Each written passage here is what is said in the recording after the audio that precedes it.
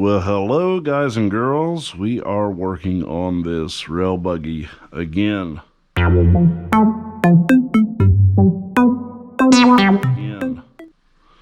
I'll try to control the camera better, since it's a GoPro now attached to my forehead.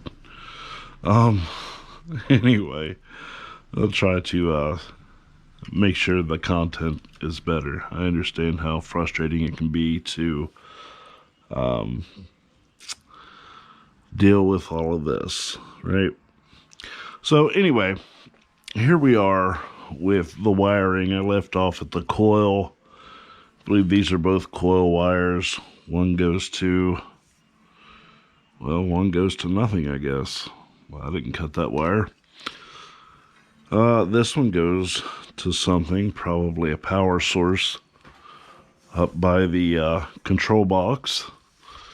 This one I have no idea what it goes to. That's that purple wire with the electrical tape and steel chafe through the electrical tape. So, very interesting stuff here. Don't know why there are wires that go to nothing, but that's what we're here to figure out and fix, right? Let's see. Yeah.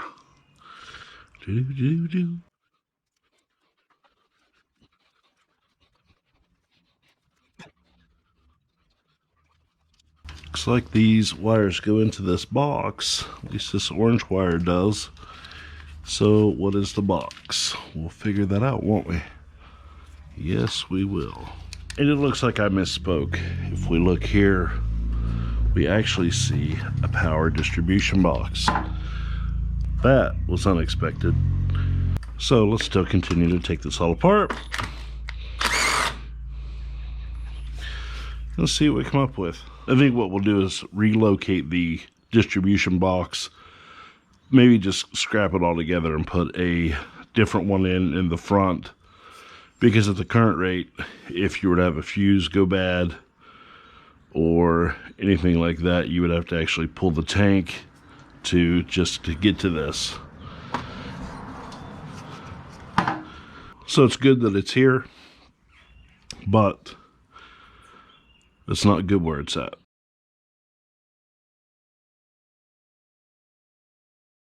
All right, we're back at it, right?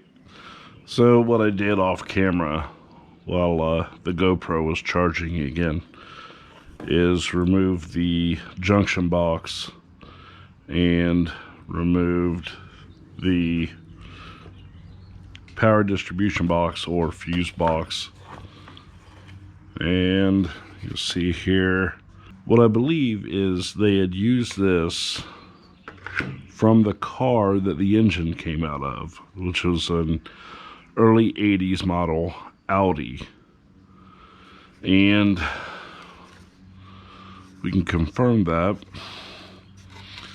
by going in here. This slides down and this opens up, and you'll see, AC, fog lamps, fuel pump. So this is the original fuse box that came with the motor. Not a bad idea. I do like that they had tabs there to hold the fuse box in place. So we're still going to scrap all this. That's the reason I went ahead and cut it out, is because we're going to put all of the fuses and all of that up front. And this is of very little use to us because we're not going back that way, right? So you can see there's like the ground spot there. And let's see here what all these beautiful wires go to. We'll get our cutters and work in a forward motion, right? So we're going to start in the back here. Free all these wires. I don't know what this wire is, what it goes to. That certainly wasn't connected to anything. It looks like I didn't cut these wires. They're already cut.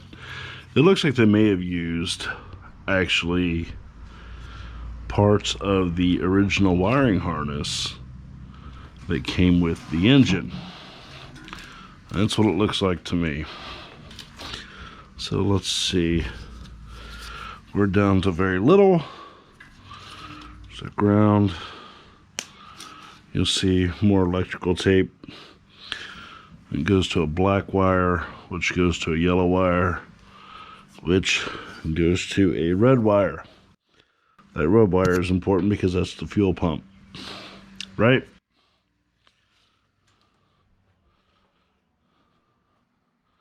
So now coming over on this side, you see more electrical tape. These wires that go to nothing at all. The fuse. And all of that good stuff. Here's a junction where they were connecting. Looks like maybe a ground. Actually, no. That goes the alternator. So, we're going to cut into all this and get to the starter, right? So your alternator has two connections.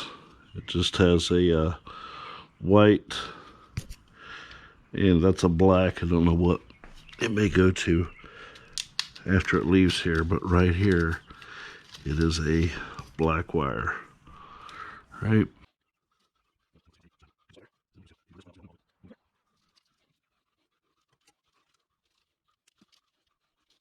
All right.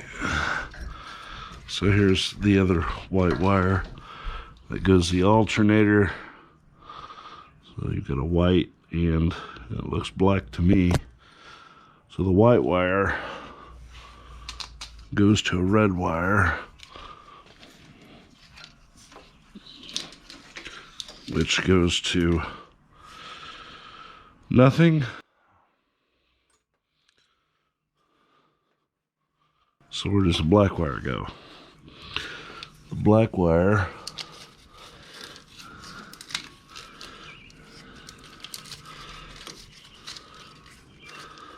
goes up into here and connects, and then we're getting the duct tape. Seriously. So it goes to this orange wire. So now where does the orange wire end up at? That's a good question, right? You see here the kind of wiring was done on this. They're bare wires all over the place.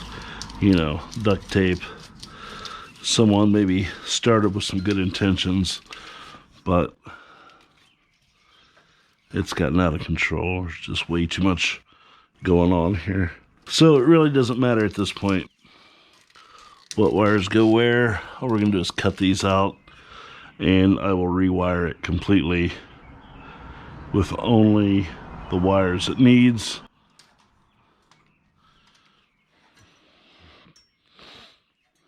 We assume that this possibly went to the alternator, or the battery, I'm sorry. So from the alternator to the battery, they started out strong and got a little weak. It's alright, we're gonna fix that. It's okay, we'll break out the big guns here, you know? Look, you know, like those wires? It's fine. It's a big wiring mess.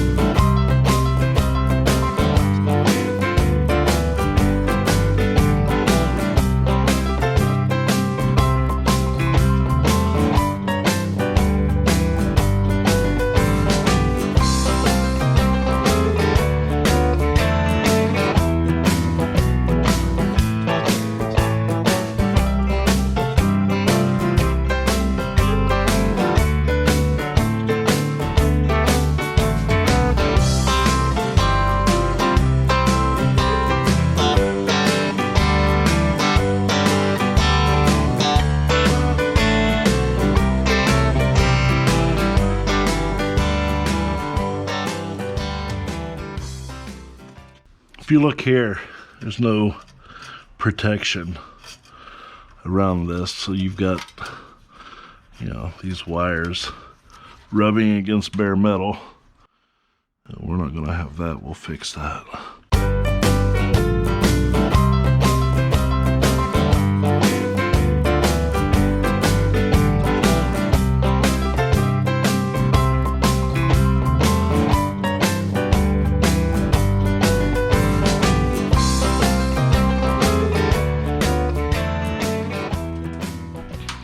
Well, wasn't that yellow wire? I don't know what that wire goes to. But again, that's the reason we're here. So although some things may be wired correctly, some things are not. So let's see what this wire goes to that is connected to nothing at the rear. It comes in here and spaghetti, right? Ay, ay, ay. So this should be the wire in the back, and it should go to the oil sending unit, which it does. The oil pressure gauge, which it does, right? Right. So that's where that is.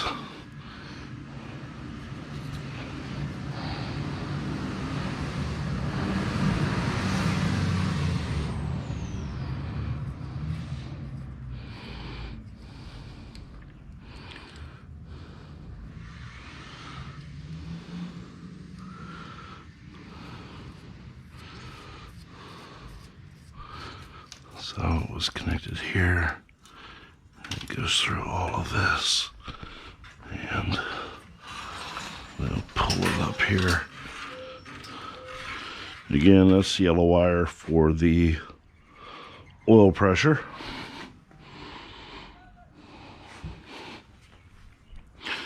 And let's see, we've got some more. I've got a red wire here that is going to the coolant fan.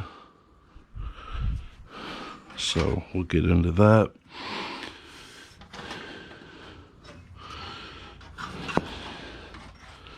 Get this blue wire here. The blue wire goes to nothing. All right. A lot of wires that go to nothing. So they may have had some other systems in place, and over the years swapped them out and went with different connectors, things like that. So yeah, I think all the wiring now from the radiator back is about to be taken care of. That fan is a little bit of an issue for me. We're gonna see if we can't wire that up a little different than it is now and get some support brackets, because this thing is just too loose. So when it comes on, it's a lot of vibration. So that's what we're going to try to do. You can get a coolant temp sensor, which actually, if you look here, there is a spot where one was for the original vehicle. And we'll thread that in and run it to a relay and let the fan come on automatically instead of using the old switch that's in the switch panel. So, still got quite a bit to do. But we've got from here back, we've got the wires out. Now we just have to wire it all back up, right? And that'll start to happen when we get the front together.